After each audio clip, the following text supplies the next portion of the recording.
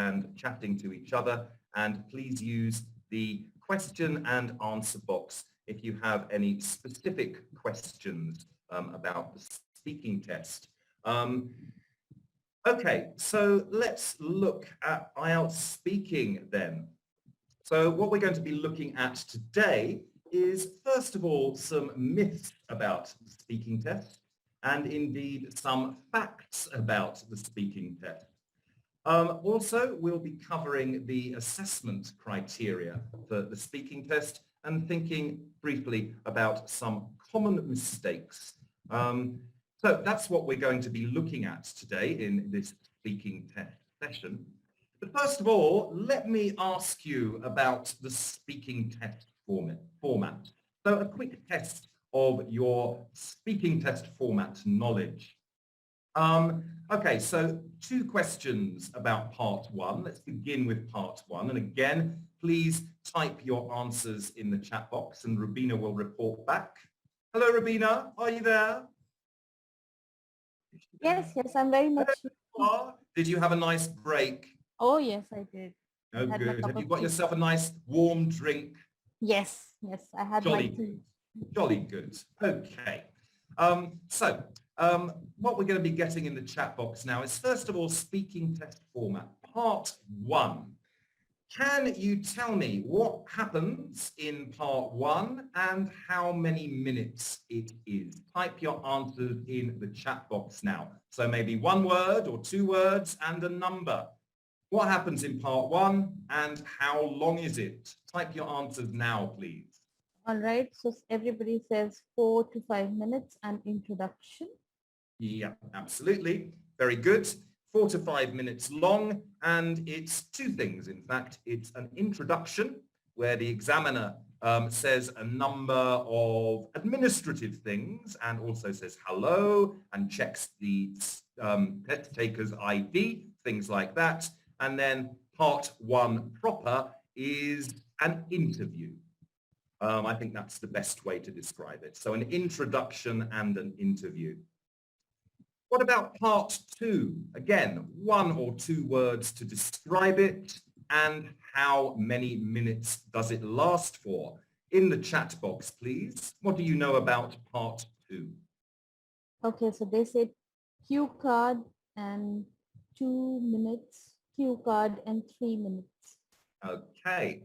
Well, in fact, part 2 lasts in total for 3 to 4 minutes. And it's often referred to as the long turn because the test taker needs to speak for an unnaturally long time about a particular topic. Finally then, what do you know about part 3? What is part 3? So 1 word would be enough here. And how long does it last for? Again, type your answers into the chat box if you know. Okay, so follow-up, discussion, questions, and 4 to 5 minutes. Yes, absolutely. It's 4 to 5 minutes, and it's usually referred to as the discussion. It's not just the examiner firing questions at the candidate. It's supposed to be a discussion between the examiner and the test taker. So those are the elements of the speaking test, and that format should be very, very familiar to your students. They need to know what's going to happen in each part. And of course, you can find all the information you need about the IELTS speaking test format by going to IELTS.org or the IDP IELTS site and clicking on Prepare. And don't forget that lots of speaking test information and practice is available on our Burlington IELTS site too. Okay, so let's, as we have done with the listening and the reading and the writing, think about some common problems that your test takers have with the speaking test. And I'd appreciate it if you could share with us some of the problems that your students have in the chat box now. And Rubina, maybe you could read out a few. Oh, so many and so different, Andrew. So Mm, they say there are pauses, pronunciation, lack of yeah. ideas, lack of self-correcting themselves and hesitation to self-correct themselves, Mm. generating ideas, and fluency. Yeah. Okay. Yeah. I mean, all of these. Yeah, for sure. In my experience as an examiner, these are certainly problems that test takers face.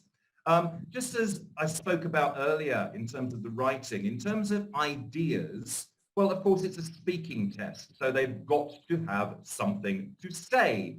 And if they really can't come up with any ideas, then they're at a huge disadvantage. So they need to be prepared to have something to say, which, as I said, um, in reference to the writing test, this includes general reading, watching, and listening about common IELTS topics, current affairs, things in the news, so that they have a world view, which they can then express in the speaking test. Here are some that I came up with. So the format, not knowing what to expect, lacking the confidence that they need to speak during a pretty grueling speaking test, giving very short answers, going off the topic, not saying anything, using a memorized answer, all of these things are problems that we may need to help test takers with as IELTS teachers. Okay, so let's see how much you know about the IELTS speaking test. This is an activity that I use in class with my students. I'm going to read out some statements, 15 in total, which cover all three parts of the speaking test. All you need to do is to decide if each statement that I read is true or false. And please just type T for true or F for false into the chat box after each question. And then I'll go to Rabina to see what your responses are very briefly for each question or statement. So here's the first statement. Is this true or is this false? The examiner strictly follows a script in part one of the speaking test. The examiner strictly follows a script in part one of the speaking test. Rabina, over to you. Okay, mixed responses, Andrew. There are multiple F's and multiple T's. Hmm. Say again. Predominantly F's. Predominantly F. Predominantly, yeah. Okay, well, it's true. In part one of the speaking test, the examiner is very limited as to what they can say. They need to follow a script and not deviate from that script. So, for example, in part one, if the candidate says to the examiner, can you rephrase that? The examiner won't, because they have to stick to a script. So moving on to that, is this true or false? In part one, candidates may not ask the examiner to repeat a question or explain a word. Let me read that again. In part one, test takers may not ask the examiner to repeat a question or explain a word. Is that true or false? Type your answer now. Okay, so again, it's both, but predominantly false. Predominantly false. Well, all those of you who said false, very well done. It is indeed false. The candidate or the test taker, I should say, in part one, they can say to the examiner, could you repeat the question, please? And the examiner will repeat the question. They can also ask the examiner to explain a specific word. For example, if one of the questions contained the word carnival, and you did not know what carnival meant, you could say to the examiner, if you're a test taker, can you explain the word carnival? If you ask for a specific word to be explained, the examiner should give you a quick definition. What the examiner will not do is rephrase or simplify the question, but they will repeat it. Okay, next one. In part one, test takers should say as much as possible in answer to each question. True or false? Test takers should say as much as possible in answer to each question. True or false? Rubina? Yep. Again, Andrew, for every 2 trues, I get an F. Okay, well, it is in fact false. Test takers should limit what they say in part one. Otherwise, well, it doesn't really matter. If they speak for too long, the examiner will look at them and say, thank you, which indicates that they should stop speaking. But in general, 1 or 2 good sentences in answer to each of the questions in part one is the best thing. It's part 3 where they should say as much as possible, and indeed in part 2. But part 1, they should limit their answers. The answers shouldn't be too long because there are a lot of questions to get through in the interview.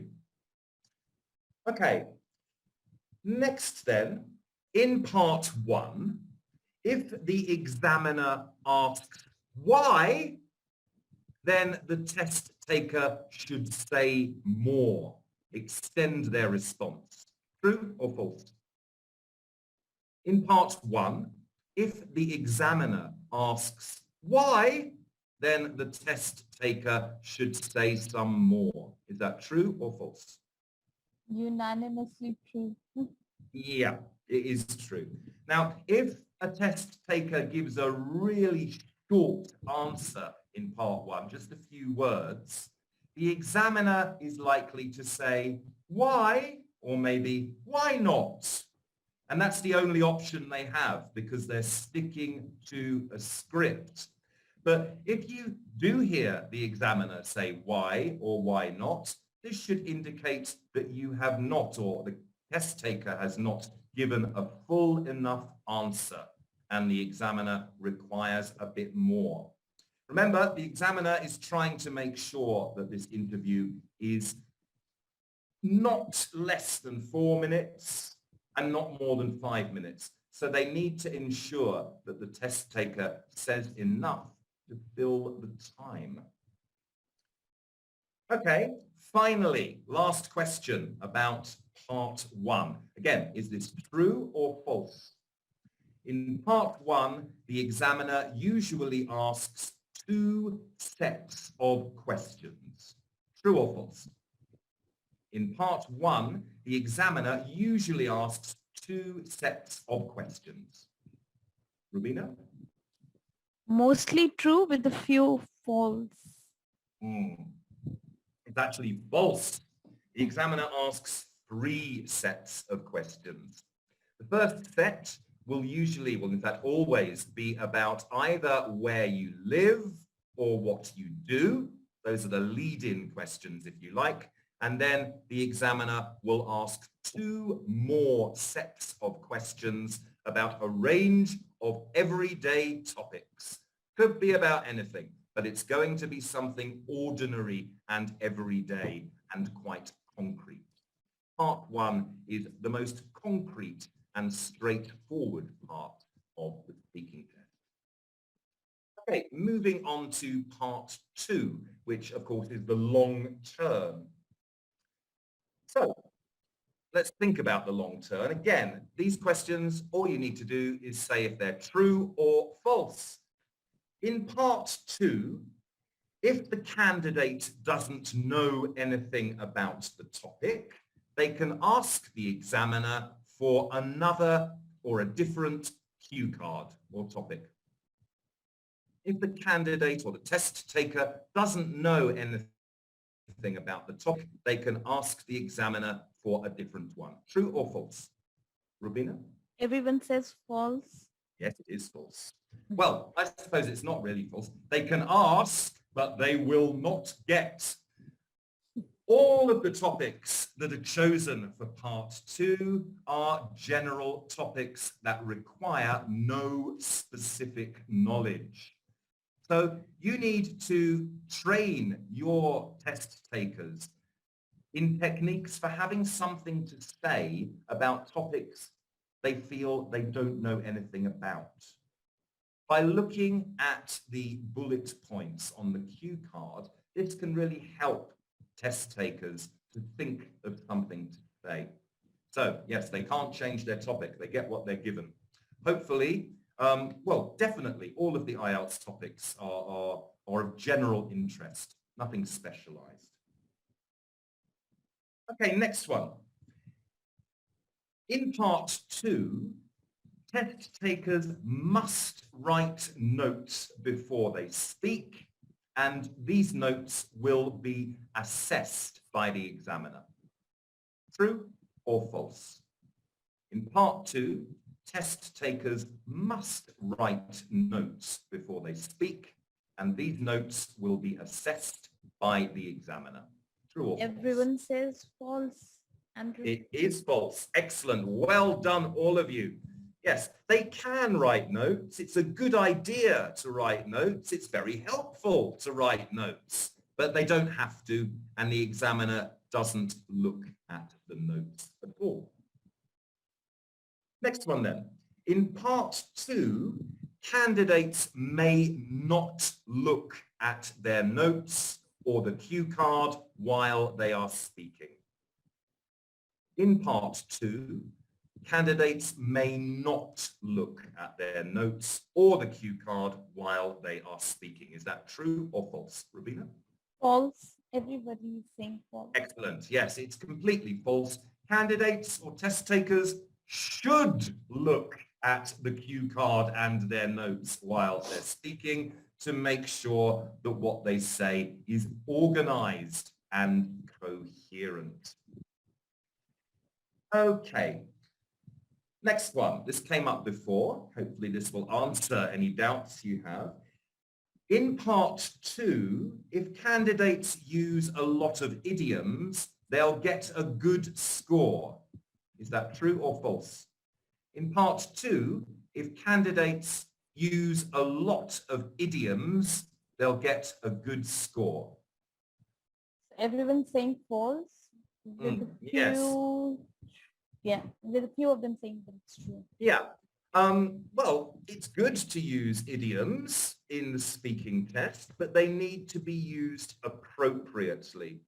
If it seems like the test taker has just learned a few idioms and is determined to use them when they speak, but they're not appropriate or correct, then they will not get extra marks. In fact, they might lose points for doing that.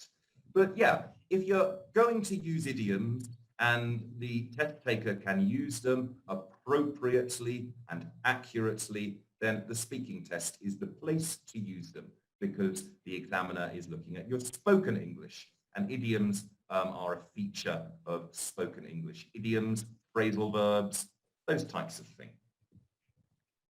Okay, final question on part 2. In part 2, test takers will be penalized if they don't continue speaking for the full 2 minutes. What do you think? True or false?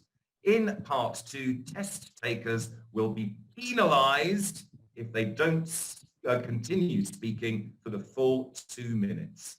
Rubina? A lot of false with a few trues. In fact, it's false.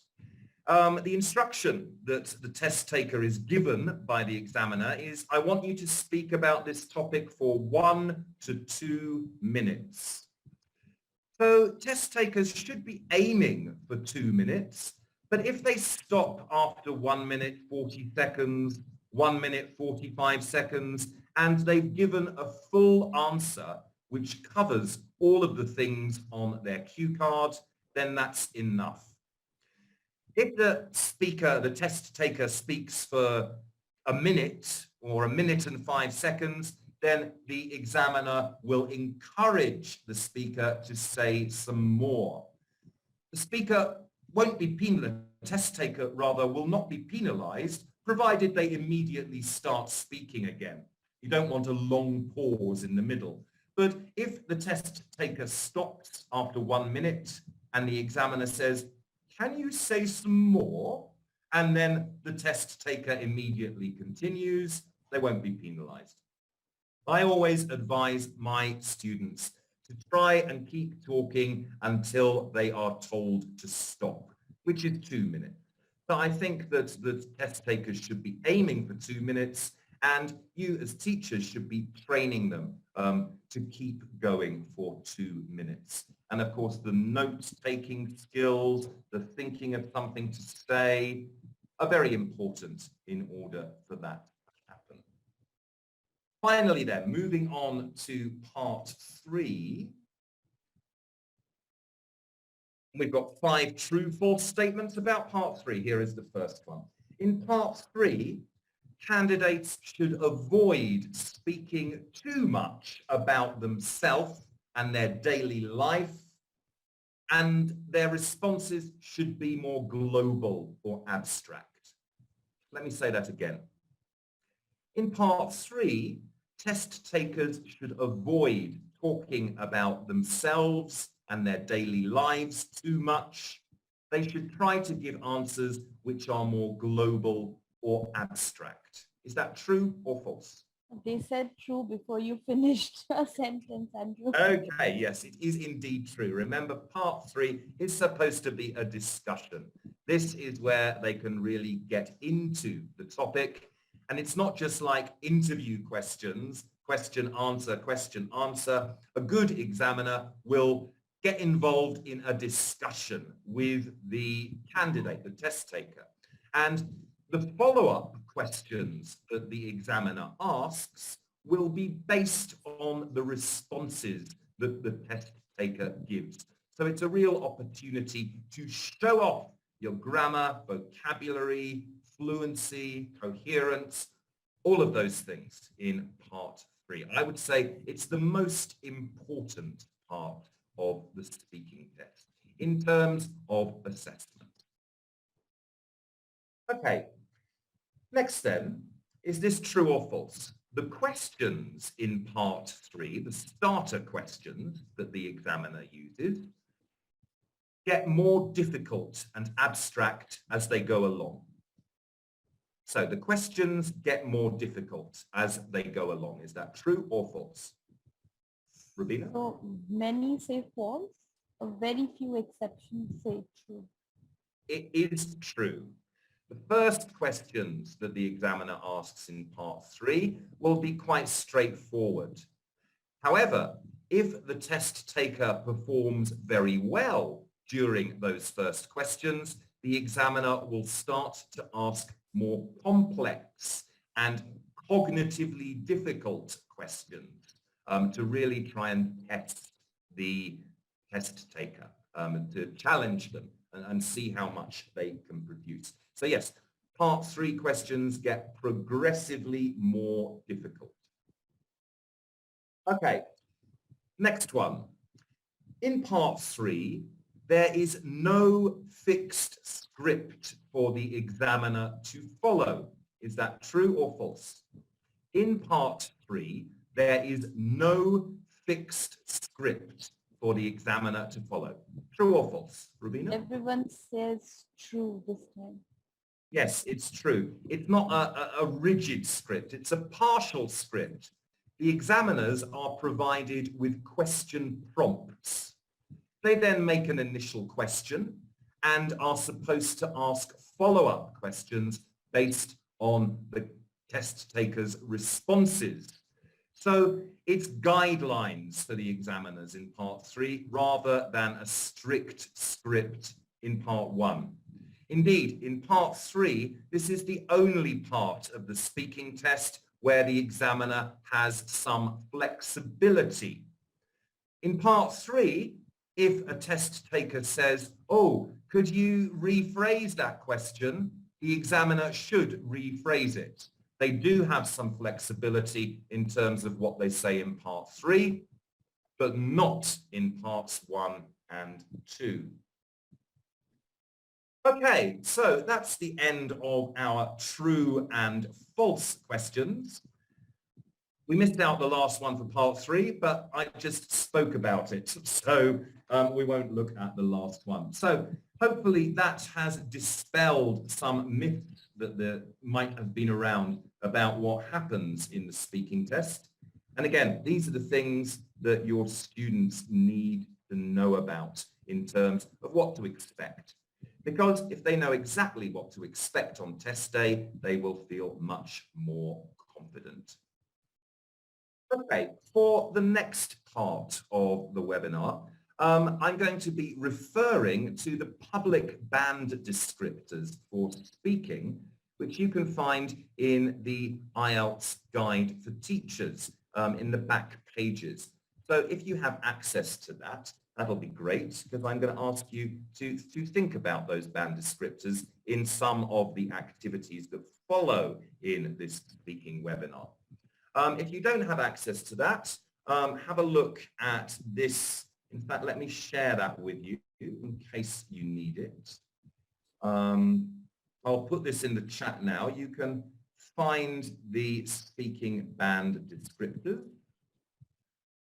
at this link. Let me just put that into the chat for you.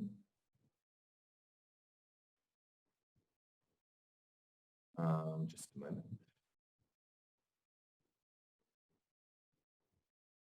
There you go. So that should be in the chat now. Oh no, I've only sent it to Qatar and IDP. Sorry, let me do it again.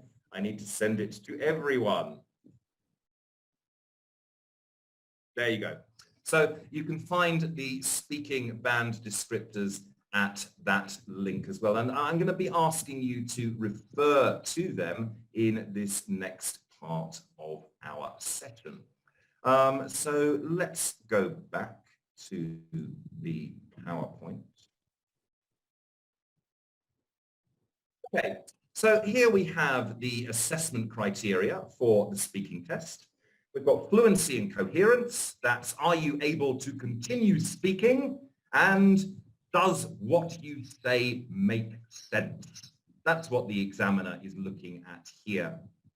Lexical resource and grammatical range and accuracy. It's how much vocabulary do you have? How much grammar do you have? Do you use that appropriately? And do you use that accurately? That's what the examiner is looking for. In terms of pronunciation, how easy are you to understand in terms of the way you produce English sounds? So notice that there are two things there in terms of the test taker being easy to understand. The first is coherence. Does what the test taker is saying make sense? And secondly, it's pronunciation. Is the test taker saying those words in a way which is easy to understand? So two elements of understanding that the examiner is looking for. Okay, what I'm going to do now is to show you some extracts from the speaking band descriptors. There's one band difference between these two. We've got may lose coherence sometimes and no loss of coherence. What do you think they are? What band scores do you think these represent in terms of fluency and coherence? Type your answer in the chat box now, please. Two different band scores. What are they for fluency and coherence? And when some answers start coming in, Rubina, please let us know what people are saying. Yes, please. 7 and 8, 6 and 7. More of them say 6 and 7 now. Okay. Or 5 to 7. Yeah, well, very good. Well done if you said 6 and 7. The first one is a band 6. Sometimes they will lose coherence briefly. And a band 7, no loss of coherence. So that's one of the things that I think our students need to understand, that in order to get a band 7, for fluency and coherence in speaking, they must not lose coherence. So whatever they say needs to make sense 100% of the time. Whereas for a band 6, if there are small parts of the speaking test where they lose coherence, not a problem. You can still get a band 6. Let's have a look at another one for lexical resource. What do you think these two band scores are?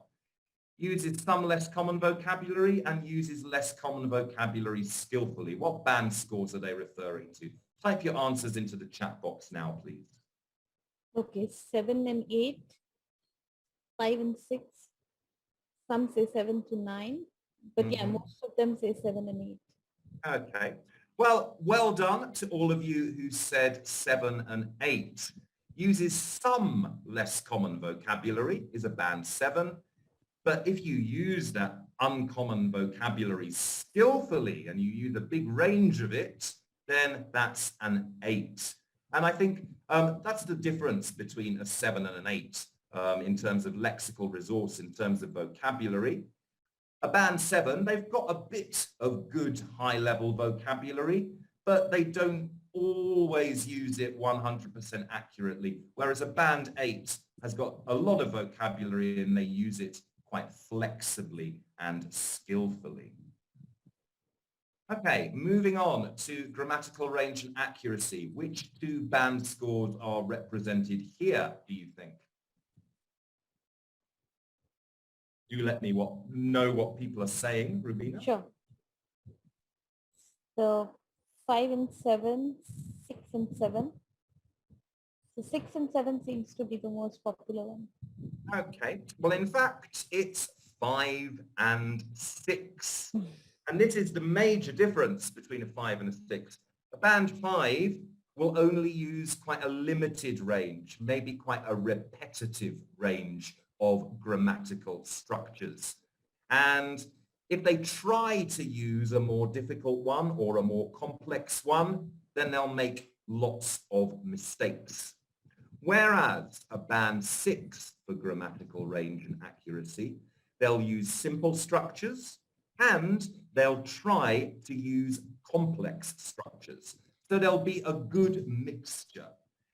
The simple structures will be produced accurately, but for a band 6, you would expect mistakes with the complex structures. But they've tried to use them. And that's the difference between grammar for a band 5 and a band 6 in the speaking test. A limited range of structures or a mixture of simple and complex structures. Okay, the last assessment criteria then is pronunciation. What two band descriptors do these represent? Okay. 7 and 8.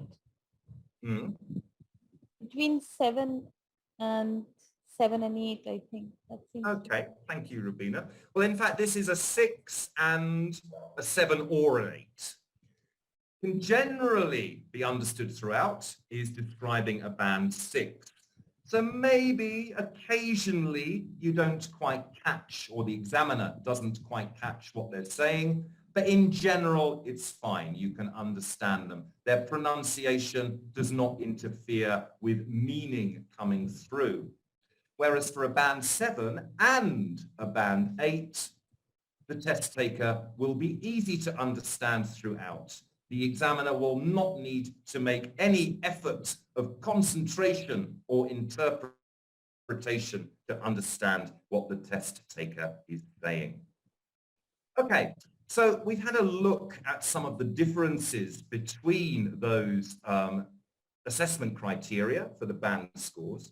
I would suggest that you need to familiarize both yourself and your students with those criteria, because those are the things that you should be working on in class. Those are the things that the students should be aiming for.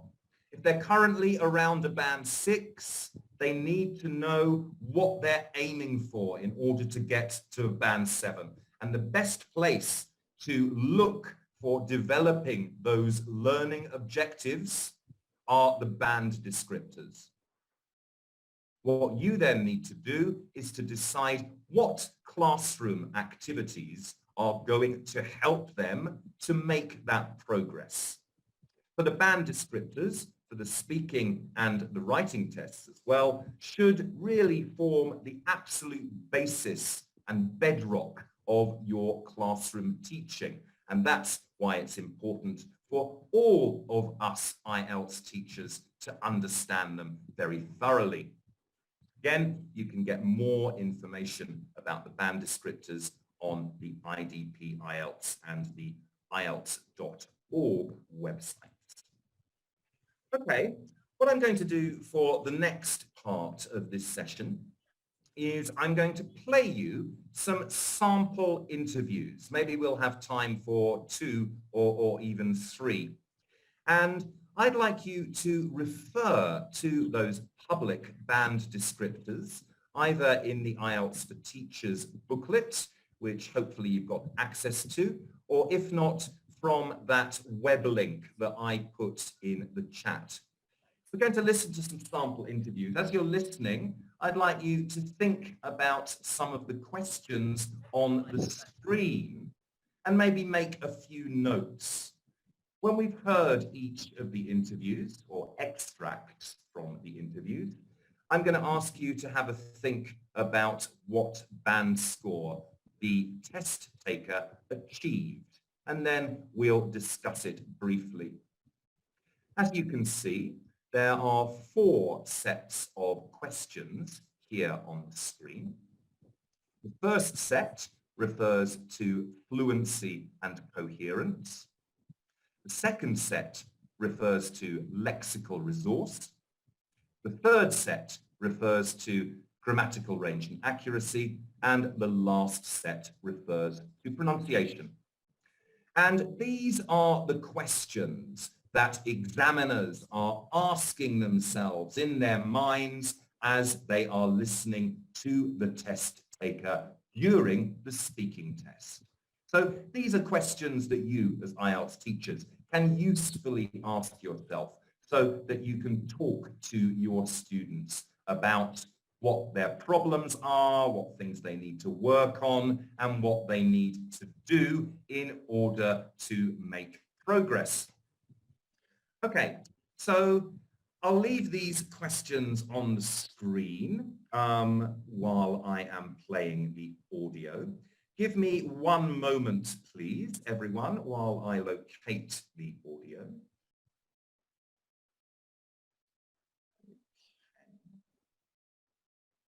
Rabina, can I clarify something? Please. Yes. What can you see on your screen at the moment? Can you still see my slide? Yes. Yes. Yes, you can. Okay, excellent.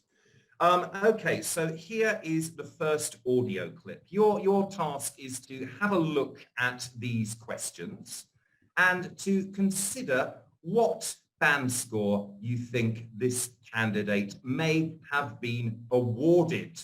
Also refer to the band descriptors from the web link I gave you or in the IELTS for Teachers booklet. Okay, here we go with the first one. Tina, now I'm going to give you a topic and I'd like you to talk about it for 1 to 2 minutes. Okay.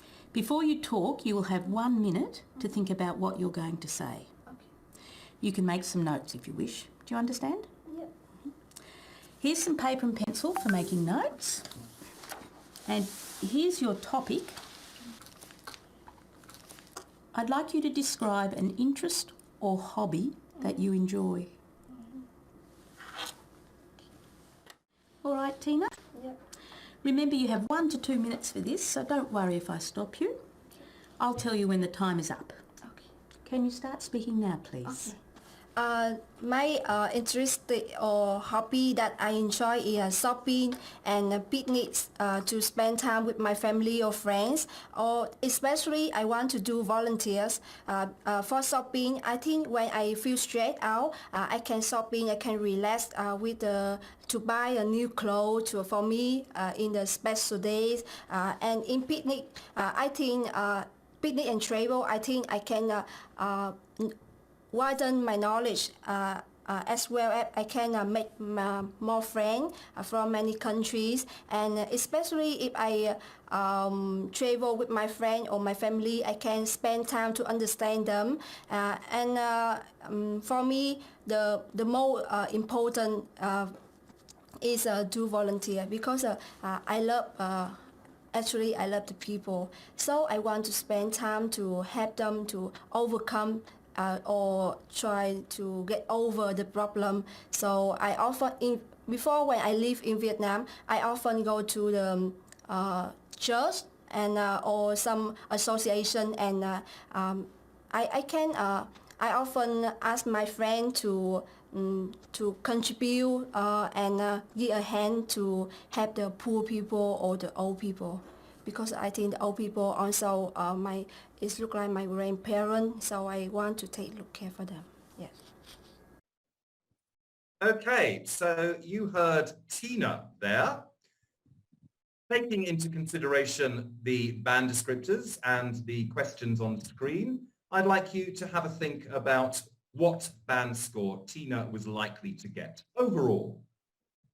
Okay, so most of them say it's between a 5 and a 6. 5.5 being the popular choice. Yeah, I think you're correct. I think Tina is likely to get a 5, in fact. She's able to maintain the flow of speech, so she's quite fluent, but there are some hesitations, there are some repetitions. Sometimes you don't really know what she's talking about. So she's not always very coherent.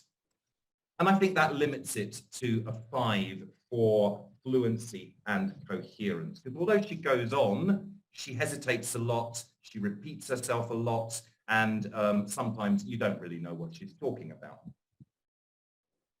Secondly, she uses quite a narrow range of lexical items. So she doesn't use a great range of vocabulary.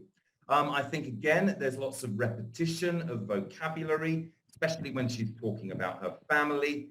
And similarly with her grammatical range and accuracy. I didn't really hear any complex structures being used there. She used quite a few simple structures quite accurately, but she didn't really attempt to use any complex ones. Also, in terms of her pronunciation, sometimes it was difficult to hear what she was saying. Her strong Vietnamese accent meant that she missed consonant sounds off the ends of words. She said han instead of hand, for example. And I think all of those features that I've just been talking about limit Tina to a band 5. Excellent if you identified any of those things that I have just mentioned.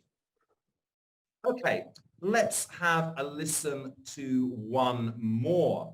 Again, listen to this extract from the speaking test and tell me what you think this candidate or test taker might be awarded. Here's the next one.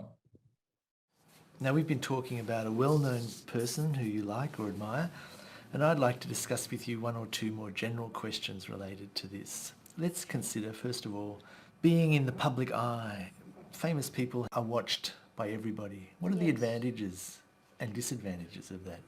Okay, the advantages is that a lot of people watching you, so you become famous, and there are a lot of things which you can do correctly and politically right, because there is media watching you, and you can go ahead and pass the message to the media in a right way. The disadvantage is that you have to be diplomatically correct. At times, if there are certain things which are incorrect, still you have to go ahead and do that, which doesn't make sense, because there are a lot of political leaders, they are into corruption back in India, and at times, there are some things which are wrong, but they have to do it. Why do they have to do it? Because there's a lot of political pressure, And if they don't do it, the political party would not support them, and in the end they have to resign. Do you think the media plays a role in that? What is the media's approach to reporting what famous people do? Well, media plays an important role. At times, media will actually show things which are not correct, or if you see it, it looks like, yeah, he's wrong, but that's not the case. So yeah, media plays a very important role. They portray in a wrong manner at times, and sometimes they do portray in a right manner. Can anything be done about that, do you think? Not really, because in today's world, what has happened is everything is communicated by media, television, news, internet. So you just have to go ahead and probably call the media and do a meeting and answer questions to the public and give justification and reasons. Very often the media reports on the most trivial things in important issues. Okay, so there you go. There was an extract. In that extract, you heard a part 3 with the examiner and a woman called Kush from India. What overall band score do you think Kush was awarded for that performance? Type your answers in the chat box now, please. Okay, so a lot of them say 7, Andrew, but a few of them say a 6.5 and a few of them say 8. Well done if you said band 8. That is a good example of a solid band 8 performance. And let me tell you why. She was fluent and she was able to give quite a long and detailed response without any loss of coherence. You could understand what she was talking about at all times, and her responses were quite detailed. I think that's what pushes it up from a band 7 to a band 8, the amount of detail she gave. She only hesitated very occasionally, and when she did hesitate, she used appropriate fillers. She said, you know, she said, I mean, and that's when she, I think, was searching for language, but she used fillers appropriately, and her hesitations were very short. She also used linking words very naturally. She said, that's not the case, I'm fine with that. So linking words and expressions, there was a good range of them. So she was very fluent and very coherent, which means she gets a band 8 for that. She had a wide vocabulary resource, and she was able to talk about a range of topics. There was some flexibility. She used lots of stylistically appropriate language like political pressure, corruption, today's world, those types of expressions. Money-making business is another one, which were very appropriate to the questions that the examiner was asking. She made 1 or 2 very small errors with lexis, with vocabulary. And because there were so few errors, that pushes her lexis up to an 8 as well. Also, she made, I think, 1 grammatical error, and possibly 2 in that whole extract that you heard. And these were non-systematic errors, and they were errors that she made with a very complex structure. You can still make 1 or 2 errors if they're not very often, if they're very occasional, and attain a band 8. Also, she used rhythm and intonation to reinforce meaning, and she used stress and sentence stress and word stress appropriately. I think the only pronunciation problem that I identified there was occasionally she used a t sound instead of a sound for the letters TH. So I think that's an example of a solid band 8 performance. Okay, so before we move on to the last part of this speaking webinar, does anyone have any questions about anything that we've looked at so far? If you do, please type them into the Q&A box now, And if there are any there already, Rubina, I can start dealing with them. Sure. So some of them say that sometimes candidates are not grammatically accurate and yet they manage to score a band score of 7. Is there any other criteria due to which they get that score? I think that's quite natural, because you could maybe be extremely fluent, have extremely good vocabulary, excellent accent or pronunciation features, but not be very grammatically accurate. So you could feasibly get 8868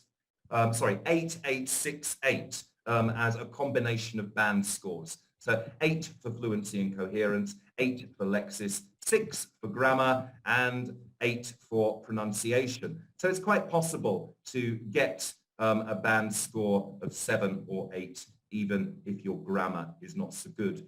Remember, provided you use a range of structures, even if you make quite a few mistakes, you can still get a band 6 for grammar. So it can happen. It can happen. Yes, Right. Rubina. Right. The next question is about accents and about the use of collocations, idioms, and proverbs. So the first one is about whether the candidate should use a British or an American accent or try to mix the two together. Okay, so in terms of accent, let me say first of all that examiners do not look at accent. So you can have a British accent, you can have American accent, you can have somewhere between the two, you can have an Indian accent, provided the examiner can understand every word you say and you use the features of connected speech in English. It does not matter if you have a bit of an accent. British accent, American accent, Australian accent, Canadian accent, neutral international accent, Indian accent, not a problem, provided you are using, or the test taker is using, the features of connected speech in English, and that they are pronouncing individual phonemes correctly so that they can be easily understood by the examiner. The examiners do not look at accent. They look at other features of connected speech. Rubina. Yes. The next point they have is about usage of collocations, idioms, and proverbs in the speaking test. Would that enable the learners to get a better band score? Yes. Yeah. Provided, as I said, they're used appropriately. So we've said that we want our learners to have a range of lexis to draw on. So we want them to have a good vocabulary, a good active vocabulary that we can use. So some common idioms, phrasal verbs. If they can use a lot of phrasal verbs accurately in the speaking test, that's a really good plus point for their lexical resource score. Common idioms also, yeah, absolutely. The speaking test is the way to use them. And in terms of collocation, i.e. what words fit together, I think this is something that we need to cover in our IELTS classes. Whenever we teach a vocabulary item, be that for the writing test, speaking test, reading test, listening test, we need to give the learners more than just that one vocabulary item. We need to give them synonyms. We need to give them antonyms. We need to give them collocations, so words that can come before or after the piece of vocabulary in question. So yes, all of these things will increase the lexical resource score in the speaking test if the vocabulary that the test taker is using is appropriate and not just memorized and then repeated. Because if it's memorized and then repeated without being appropriate, the examiner will notice. Right. Okay, Andrew, there's one more question, but this is about the writing task. Would you like to take it up now or towards the end of the Maybe we could go back to that at the end, Rubina. If there's Sure. any more about speaking, I'll handle one more now. If not, we can go back to a couple of more general questions at the end. All right. So a lot of them want to know how to tackle pauses and help the learners overcome their hesitation in the speaking test. Okay, well, I think that in terms of fluency, confidence, these, although the test takers need to display fluency, confidence and coherence in the speaking test, I think that these are the elements of IELTS, skills associated with IELTS that are closest perhaps to soft skills. The ability to sound confident, the ability to keep going. And of course, as we all know, soft skills are learnable skills. So it's practice, practice, practice, practice, either in class, in groups, alone, at home. The more practice they do, the more confident they will feel and the better able they will be to keep going.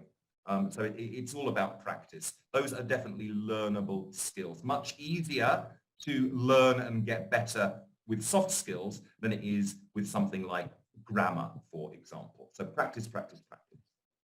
Okay, just before we finish, and we will take a few more general questions and answers at the end, I'd just like to share with you two resources that I use very frequently with my IELTS students, and especially for the speaking test. So do have a look at these websites. I mentioned one yesterday. Hang on, that's not the one. Mentioned one yesterday, which is Word Wall. Rubina, can you confirm that you can see the Word Wall page on the screen? Yes, I can. Okay, so Word Wall is a free resource. You can get a better version of it if you pay a little bit of money, but it's free, basically. It has all of these fantastic templates that you can use with your students. So I suggest you go and have a look at wordwall.net if you haven't already. And here's an example of how you might use Wordwall in your class for speaking part 1. So just for the next minute or so, Rubina, could you be a student? Is that okay? Sure. And I'll be a teacher. So this is how I might use Wordwall to practice speaking part 1 type questions in my class. Okay, Rubina, so choose a number, 1 to 5. I'll pick 1, please.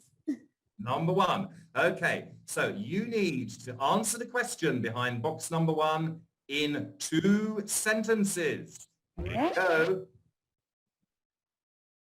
Are there any parks? Okay. Yes, there is a park right in front of my house, and it has swings, it has a lot of nice trees, and it has a couple of bonsais that I'm very fond of. Excellent. Thank you very much. Pick another one. Now you are Rubina 2. So Rubina Okay. number 2. Can you pick another number, please? Okay. Let's go with card 4. Number 4. There's your question. Can you please answer it in 2 sentences? Sure. Okay. So I usually like any contemporary music that comes my way on Spotify or any of the streaming websites. But personally, I prefer listening to pop and house music a lot. Okay, excellent. So there's an example of the sort of speaking exercise that you can create using Wordwall. One last resource that I'd briefly like to show you, I don't know if any of you have come across this, is something called Flipgrid, which is an excellent resource for IELTS speaking practice. You can sign up as an educator. This is a service provided by Microsoft and Edutopia, and it is free. And basically, you post a question, your students create short videos in response to this question using their smartphone or computer, and then they post them on the Flipgrid page. And it's an excellent way to get your students to practice speaking questions. They don't have to rely on their first attempt. They can record it again and again and again until they are happy with their response. And then you can have a look at them and maybe provide them with some personalized advice.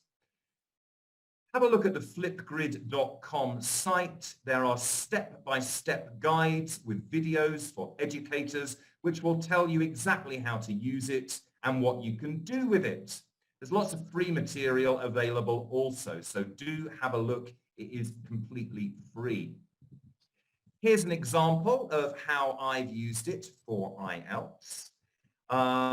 We have, let's have a look. There we go. So in the first part of the IELTS speaking test, there is a question either about what you do or about where you live.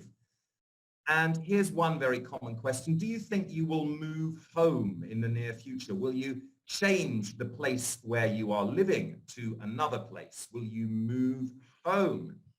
And so here's a video that I recorded earlier. And this is an example of the sort of thing that you could get your students to do outside class. So let me move. Okay, let's have a look at this. Yes, I'm going to move home next month. I'm really looking forward to it. It's not far from where I live now, about 10 minutes. Okay, so there's one that I recorded earlier. So you can post speaking test type questions to Flipgrid, get your students to video themselves recording their answers, and then maybe analyze them in class. It's a great way to build confidence and to practice speaking. So do have a look at flipgrid.com, and if you want to know how to use it, look at the step-by-step guide for educators. So those are two great free resources available online, which you can incorporate into your IELTS speaking classes. So that's it. We've looked at the different parts of the speaking test. We've had some discussion about the band descriptors and the marking criteria. You've had a go at assessing two IELTS test takers and thinking about the features of their performance, which linked to those band descriptors. And we've had a look at a couple of resources. So one or two more questions, and then I think we'll end. So Rabina, does anyone want to ask anything? Yes. All right. So a lot of questions coming in now. One says, can we use contractions? Now, I don't know whether this is for the writing task or speaking. I'm assuming it's for the writing task. I'll answer it for both. I'll answer it for both. In speaking, certainly. Yes, contractions are very much a part of natural spoken English. For the writing test, yes, you can use them, certainly in the general training letter. If it's an informal letter to a friend, I would avoid using contractions in a more formal essay, i.e. an academic essay, or in the report, academic writing task 1. But for the general training letter, if it's an informal letter, yes, and in the speaking test, certainly. Right. Thank you, Andrew.